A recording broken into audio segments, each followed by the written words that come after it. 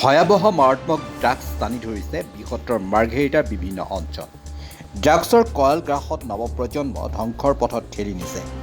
আজি লিডুৰ দৈনিক কাপোৰ বজাৰ পাছফালে এটা ছাগলী মাংস বিক্ৰী কৰা দোকানৰ পৰা জাহাংগীৰ আলম আৰু বকুল সেন নামৰ দুজন ড্ৰাগছ বেপাৰীৰ পৰা ড্ৰাগছসহ লিডু বজাৰ কমিটিয়ে আটক কৰি আৰক্ষীক গতাই দিয়ে।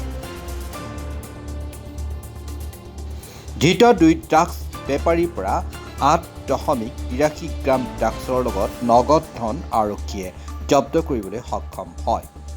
ধৃত জাহাংগীৰ আলমৰ ঘৰ লিডু ইটাখোলাত আৰু বকুল খেনৰ ঘৰ লিডুৰ মাটিঘাটত।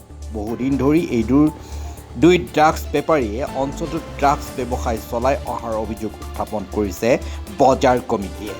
উল্লেখ্য যে বৃহত্তৰ মাৰ্ঘেৰিটা মহকুমাত বিভিন্ন সময়ত আৰক্ষী ড্ৰাগছ বিৰোধী অভিযানত আটক কৰা লোকসকলৰ কাৰাগাৰৰ পৰা মুকলি হৈ অহাৰ পাছত পুনৰ ড্ৰাগছৰ ব্যৱসায়ৰ লগত জড়িত হৈ নৱপ্ৰজন্মক ধ্বংসৰ গৰহালৈ টানি নিয়াৰ বাবে সবল হৈ উঠিছে দল সংগঠন।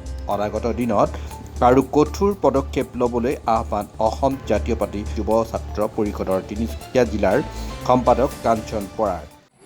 লিডু আৰক্ষী চকীৰ ইলাকাধীন অঞ্চলত দিনক দিনে বৃদ্ধি পাইছে ড্ৰাগছৰ মুক্ত বেহা আৰু এই ক্ষেত্ৰত বহু ড্ৰাগছ মাফিয়া আজি গঢ় লৈ উঠিছে। তেখেতসকলৰ নিজৰ আধিপত্য বিস্তাৰ কৰিছে আৰু উঠি অহা প্ৰজন্মক নিষেধ কৰাৰ এক কুচক্ৰান্ত ৰচিছে নিজৰ ব্যক্তিগত স্বাৰ্থ সিদ্ধি পূৰ কৰিবলৈ। গতিকে আমি আৰক্ষী প্ৰশাসনক দাবী উত্থাপন কৰিছোঁ যে অতি শীঘ্ৰে লিডুৰ দাঁতিকাষৰীয়া অঞ্চলসমূহ গ্ৰাম্য অঞ্চলত যিধৰণে ড্ৰাগছ মাফিয়াৰ যি অটপালি বৃদ্ধি পাইছে, ড্ৰাগছ মাফিয়াসকল যিসকল অভিযুক্ত ড্ৰাগছ মাফিয়া, এই ড্ৰাগছ মাফিয়াসকলে কিন্তু বৰ্তমানো মুক্তভাৱে ড্ৰাগছৰ অবাধ বেহা চলাই আহিছে আৰু লগতে উঠি অহা প্ৰজন্মক নিষেধ কৰাৰ এক চক্ৰান্ত তেখেতসকলে ৰচিছে। গতিকে আমি মাৰ্ঘেৰিটা মহকুমা আৰক্ষী প্ৰশাসন, লিডু আৰক্ষী চকীৰ সমূহ বিষয়াক আমি আহ্বান জনাইছোঁ অতি শীঘ্ৰে যিসকল অভিযুক্ত, যিসকলে এতিয়াও আৰক্ষীৰ চকুত ধূলি দি ড্ৰাগছৰ অবাধ যি বেহা চলাই আছে সেইসকলৰ বিৰুদ্ধেও কিন্তু দৃষ্টান্তমূলক ব্যৱস্থা গ্ৰহণ কৰিব লাগিব।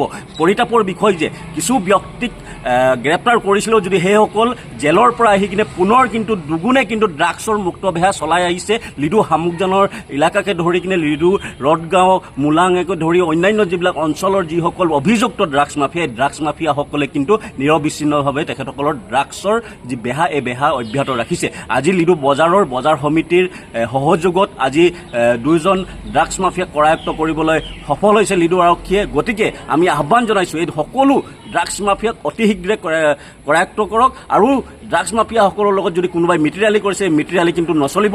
ড্ৰাগছ মাফিয়াৰ লগত যদি কমিশ্যন ৰাজ চলাইছে, কমিশ্যন ৰাজ নচলিব বুলি আমি আহ্বান জনাইছোঁ। এই কমিশ্যন ৰাজ চলিবলৈ দিয়া নহ'ব। গতিকে সকলো যি ড্ৰাগছ মাফিয়া আছে, ড্ৰাগছ মাফিয়াক অতি শীঘ্ৰে গ্ৰেপ্তাৰ কৰক।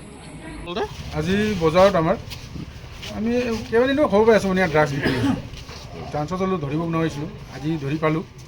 দুজন মালিক, এজন মালিক আছে জাহাংগীৰ আলম বুলি, সি আছিলে লগত, আৰু এটা বকুল সেন মানে আপোনাক কেনেকৈ গম পালে? মানুহ চালে